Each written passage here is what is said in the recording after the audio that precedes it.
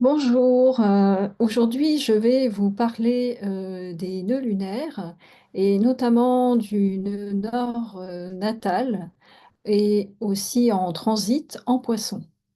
Alors je fais cette vidéo aussi à la demande de certains de mes abonnés que je remercie d'ailleurs, je les remercie de me faire des suggestions. C'est toujours intéressant pour moi de contribuer, de vous apporter quelque chose dans le domaine de l'astrologie. Alors, je vais vous partager un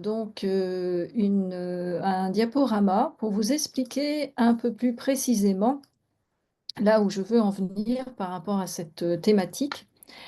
Alors, tout d'abord, pour ce qui est des nœuds lunaires, c'est comment dire, le nœud sud, l'énergie du nœud sud correspond tout d'abord à là d'où nous venons. C'est-à-dire que c'est un acquis que l'on a. Alors, bon, si on y croit, ça peut être un acquis de vie antérieure. Par exemple, dans la vidéo précédente que j'avais faite sur le nœud sud en balance, j'expliquais que vous aviez, si c'était votre cas, peut-être un acquis par rapport au relationnel, que vous étiez quelqu'un sans doute de diplomate, etc. Donc là, pour le nœud sud en vierge, je vais en détailler bien sûr plus avant, ce sera la même chose. Ça correspond aussi dans notre vie actuelle à ce qu'on appelle la zone de confort. Donc, c'est-à-dire, c'est là où on sent qu'on a des compétences, des talents aussi dans une certaine mesure, qu'on a l'habitude d'exploiter, qui nous rassurent et qu'on n'a pas forcément envie de quitter. Alors, bien sûr, c'est important de comprendre que c'est toujours en lien avec votre thème natal, bien évidemment. Ça, je le répète souvent dans mes vidéos. Si vous écoutez des vidéos qui sont généralistes sur les signes, donc signes des poissons ou du bélier, etc., il importe quand même à chaque fois d'être prudent dans la mesure où c'est pas forcément suffisant comme information pour avoir du prévisionnel. Alors, c'est aussi, le nœud sud correspond aussi à des schémas, comme j'ai mis, toxiques inconscients. Alors, toxique, je vais développer plus avant pour le nœud sud en vierge. C'est des comportements qui nous rassurent, mais en même temps, on sent en nous, selon notre niveau de conscience et là où on en est, que ça ne nous suffit plus pour nous sentir alignés avec notre âme, avec notre nature profonde, disons, et on sent qu'on a besoin de mettre en place des changements pour évoluer. Heu, Comme je l'ai mis aussi, malgré tout, c'est important de conserver l'acquis, de ce nœud sud. On n'est pas obligé de faire table rase complètement de tous nos croyances, de tous nos comportements, de toutes nos compétences, évidemment. Il y a des choses à conserver. Mais, la vie, l'univers, si vous préférez, nous invite en tout cas à aller plutôt vers le nœud nord. Quand on s'est incarné, en fait, notre âme a décidé, en tout cas sur le plan spirituel, bien sûr, d'aller, vers le nœud nord. C'est un peu notre chemin de vie, d'une certaine manière. Et pour cela, en fait, c'est déjà dans un premier temps, comme je l'ai mis, c'est être conscient qu'il y a certains schémas, répétitifs, acquis, que nous devons modifier. Donc la première étape, c'est de comprendre que nous avons ces schémas répétitifs. Ça peut se faire, seul, c'est parfois compliqué de le faire, donc ça peut nécessiter parfois un accompagnement pour en prendre conscience. Ensuite, c'est, aller vers ce nord, ça nous donne l'opportunité aussi bien sûr de nous libérer, mais c'est un chemin qui est difficile puisque aller vers le nœud nord, ça nous fait peur. Enfin, bien entendu, il est important, comme je l'ai dit, de trouver un équilibre entre les 2, car si votre âme, disons, a décidé d'aller vers ce chemin, vers ce nœud nord, elle ne veut pas pour autant, gommer tous vos acquis, que ce soit dans cette vie-ci ou, vos vies, votre vie actuelle, ou les vies futures éventuellement. Alors, donc pour ce qui est aussi du transit du nœud nord en Poisson, le transit donc a commencé pardon, le 11 janvier de cette année et va perdurer jusqu'environ au 31 juillet 2026. Ce qui est important aussi de savoir par rapport à ces transits des nœuds, c'est qu'il va agir selon certaines tranches d'âge. Donc, le premier retour des nœuds a lieu environ aux alentours de 18 ans et demi et là, on a tendance, à cet âge-là, plutôt à fuir, en fait, ce que représente ce nœud nord. Donc on va se réfugier plutôt dans le nœud sud et on va construire sa vie de jeune adulte comme ça, jusque environ 37 ans. À 37 ans, donc il y a une prise de conscience et on a une nouvelle opportunité, quelque part, d'évoluer, de changer de cap. Ça peut être changer de vie, ça peut aussi bien sur le plan personnel que professionnel. Donc moi, je sais, pour ma part, que si je me remémore ma vie à cet âge-là, c'est vrai que j'ai souhaité changer de cap professionnel, aux alentours de 37 ans par là. Mais l'inconvénient, c'est que on a tendance, comme on a toujours peur du nœud nord, à fonctionner encore avec le nœud sud. Donc c'était dans mon cas, c'était par exemple, j'ai souhaité, travailler, dans l'art, notamment, dans des musées. Donc j'ai même fait une formation, un master en histoire de l'art à l'époque et je voulais par contre toujours bien sûr, rester dans la fonction publique, donc garder les acquis sécurisants, disons, du nœud sud. Et malheureusement, donc, je n'ai pas réussi, malgré toutes les formations, les stages que j'ai faits, à valider ce rêve qui était pour moi à l'époque, en tout cas, de travailler dans la médiation et notamment dans un musée plus précisément.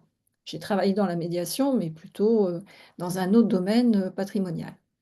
Donc c'est un exemple, mais pour vous montrer que quand on a cet âge-là, sauf exception, en tout cas, on a du mal à aller vers le nœud nord. Ensuite, le deuxième, enfin le troisième plutôt transit important au niveau de l'âge, c'est vers 55 ans et demi.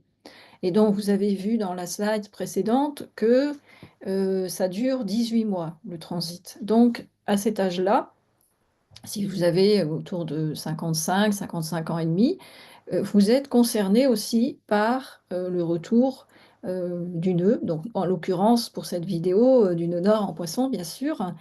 Et à ce moment-là, donc, vous pouvez faire un saut de conscience, c'est-à-dire oser peut-être dépasser les peurs du nœud sud pour aller plus vers le nœud nord, dans la mesure où vous avez euh, une expérience de vie, un vécu, vous avez peut-être pris conscience de certaines de vos forces aussi, qui vont peut-être vous aider.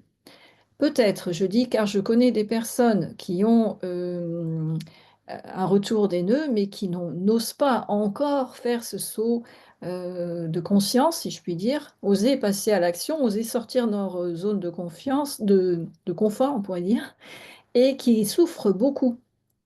Parce que l'inconvénient, c'est que si on veut être aligné avec notre âme, si on veut suivre ce chemin des nœuds, si on reste dans notre zone de confort, mais qu'elle nous génère beaucoup de souffrance émotionnelle, cette souffrance va s'accroître au moment du retour des nœuds.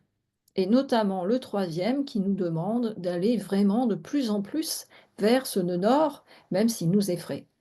Le dernier, donc, ce sera vers l'âge de 74 ans environ, et à cet âge-là, il y aura effectivement peut-être une prise de conscience à faire par rapport à notre vécu, qui sera bien sûr, qui sera plus professionnel évidemment à cet âge-là, mais qui sera peut-être par rapport à la transmission, à l'envie de transmettre quelque chose sous une autre forme aux générations futures, par exemple. Alors, ensuite, donc, je vous ai donné quelques exemples avec, bien sûr, le nœud nord en Poisson. Donc, comme je vous l'ai dit, ici, c'est à partir de vers 55 ans et demi, 56 ans, que c'est vraiment le moment de faire un saut de conscience. Donc en ce moment, je voulais partager dans la vidéo sur la nouvelle lune en taureau qu'il y a une conjonction très puissante en poisson qui va renforcer donc l'effet du transit de ce nœud. Donc si c'est votre cas, si c'est votre nœud natal qui est en poisson, donc vous allez bénéficier de cette énergie puissante pour peut-être mettre en place des changements dans votre vie actuelle. Alors, il y a aussi donc quelque chose à retenir par rapport aux nœuds. Donc, c'est ce qu'on appelle l'inversion des nœuds, qui a lieu tous les 9 ans environ. Donc là, je vous ai mis un exemple d'une personne qui a, donc là, c'est plutôt le nœud sud en poisson, mais peu importe. Et là, on voit que cette personne a donc une inversion des nœuds, puisque le nœud nord actuel transite sur son nœud sud en poisson. D'ailleurs, je connais une personne pour qui c'est le cas.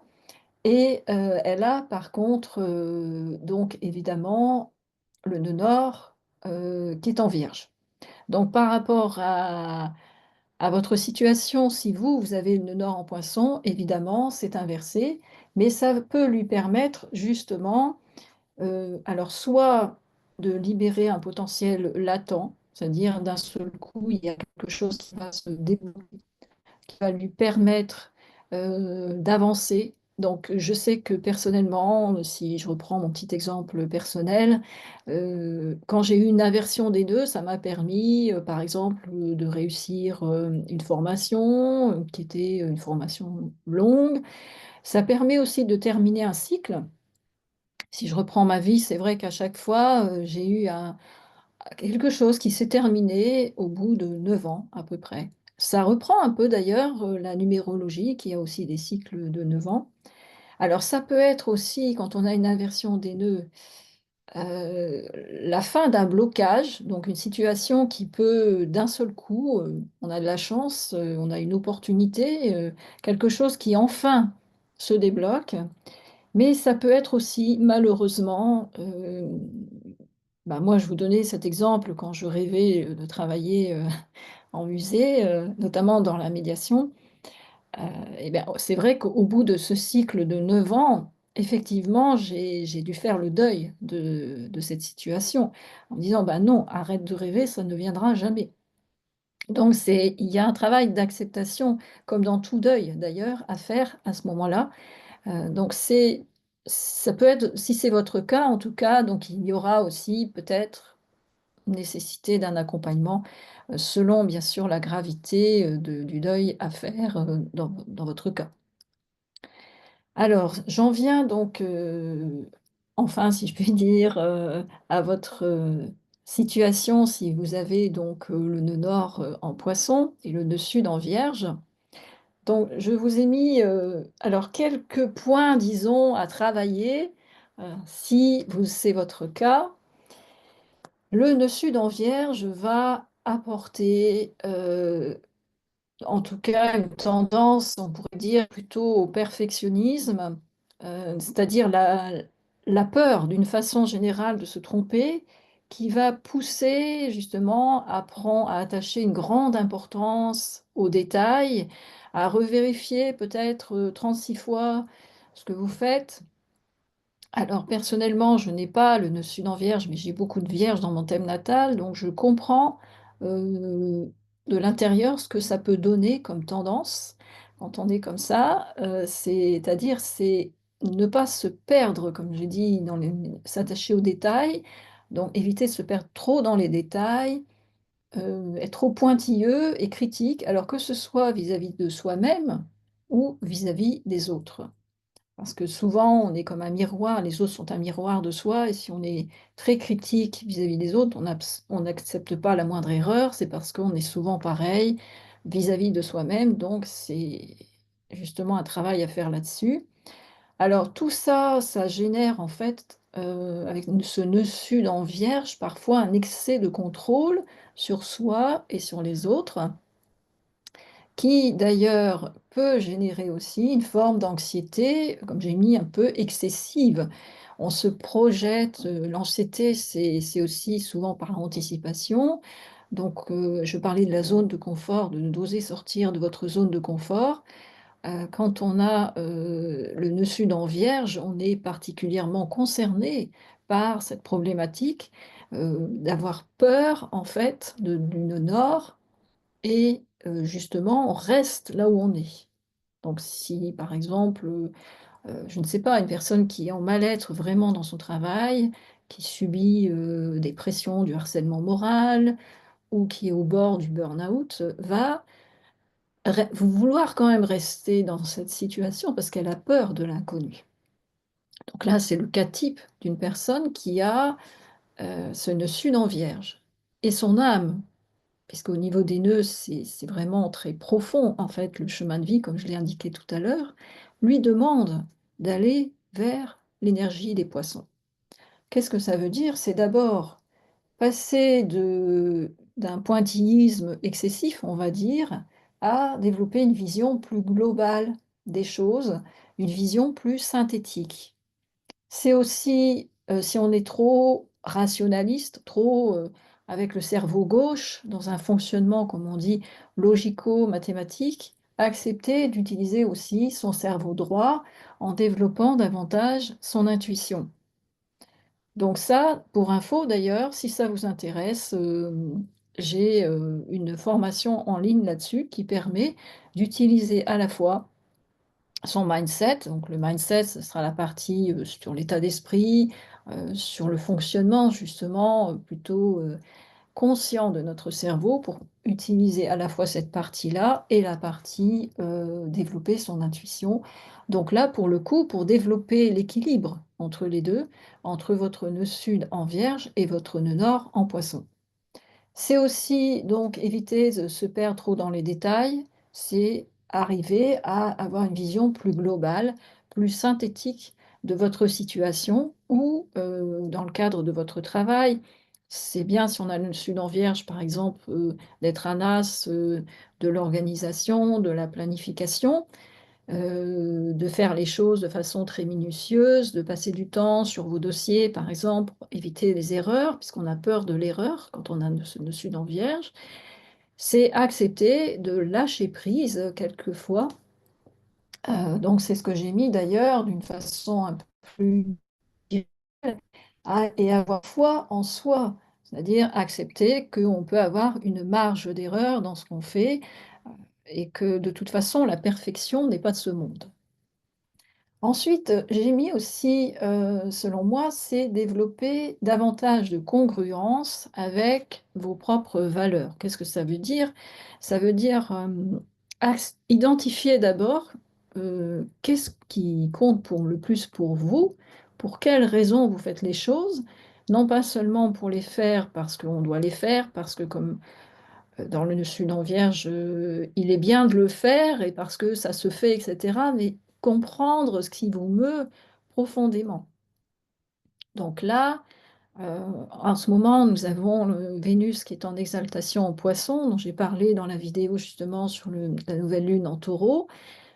C'est se demander, profiter de ce transit pour se demander quelles sont mes valeurs et comment je peux être plus congruent, plus en accord avec ces valeurs. Si vous avez besoin, bien sûr, de travailler sur ces points, sachez que je propose des accompagnements à ce sujet pour aider mes clients à être d'abord identifier les valeurs et ensuite quoi mettre en place pour justement développer cette congruence, qui est essentielle parce que la congruence, c'est aussi, enfin, les valeurs et la congruence avec elles, c'est notre moteur. En plus, en ce moment, nous avons le transit de Pluton en Verseau qui nous demande de nous réajuster par rapport à nos valeurs, par rapport à notre chemin de vie, je dirais notre mission de vie aussi. C'est vraiment important en ce moment. Donc, c'est pour cette raison que je vous invite à aller vers cette énergie du nœud nord en Poisson en travaillant là-dessus. C'est aussi donc comme je l'ai mis, développer davantage de confiance, aussi, spirituelle. Donc c'est travailler aussi sur ces points. C'est, oser disons, avoir plus de foi. de foi en vous, mais aussi de foi dans l'univers, comme on dit. C'est travailler aussi beaucoup, en phase, avec la loi d'attraction. Donc c'est lâcher l'excès de contrôle pour aller plus vers une ouverture de conscience, une ouverture, on pourrait dire spirituelle, comme je l'indiquais ici.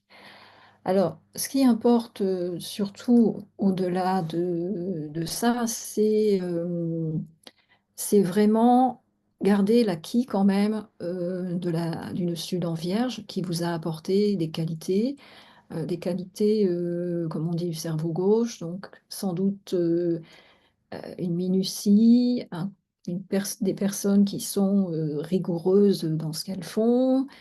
C'est aussi, certainement, le sérieux, heu, l'honnêteté, enfin, donc vous avez des qualités déjà, d'une Sud en Vierge qui sont à conserver, bien évidemment. Je vous invite d'ailleurs à lister toutes ces qualités que vous vous reconnaissez, que vous utilisez déjà dans votre vie quotidienne, dans votre travail. La Vierge, c'est aussi, un signe qui, sait prendre soin des autres, qui a besoin de se rendre utile également. Donc ça, on le retrouve aussi d'ailleurs dans l'énergie, des Poissons. La différence, c'est que la Vierge, c'est un signe de terre. Donc qui est dans le concret, dans le pragmatique, dans le rationnel, et tout ça est très bien d'ailleurs et à conserver absolument. Mais c'est juste lâcher un peu prise, comme je vous l'ai indiqué, pour aller vers une énergie qui sera plus dans le spirituel, disons, plus, dans le lâcher prise, comme j'ai mis, heu et développer la confiance, en vous. Évidemment, ça c'est très important. Non pas que le signe des Poissons est un signe qui ait une énorme confiance en lui, mais il a cette capacité à se relier, en tout cas avec l'invisible, à faire confiance à ses guides, spirituels, disons, à savoir, se relier aussi à son âme. Le signe des Poissons, souvent, en général, ça dépend bien sûr du thème natal, mais souvent a cette aptitude naturelle, en tout cas, à fusionner, comme on dit, avec le tout. Donc c'est vraiment ça que demande votre âme, qu'elle demande en fait d'avancer sur ce chemin pour, développer, comme j'ai dit à une de mes clientes récemment d'ailleurs, sa propre guidance, intérieure. Hein, c'est travailler sur ça, c'est gagner finalement d'une certaine manière en autonomie et être plus en phase, avec vos valeurs, développer la congruence comme je l'ai dit. Alors évidemment, si vous avez besoin d'un accompagnement, par rapport à tout ça, dans le cadre de votre travail ou de votre vie, personnelle bien sûr, si vous sentez que vous êtes à justement soit une aversion des nœuds, soit un retour des nœuds et que là, c'est trop difficile de faire ça seul, bah, je serais ravie de vous accompagner sur ce chemin. Je vous remercie beaucoup de votre écoute et à bientôt. Au revoir.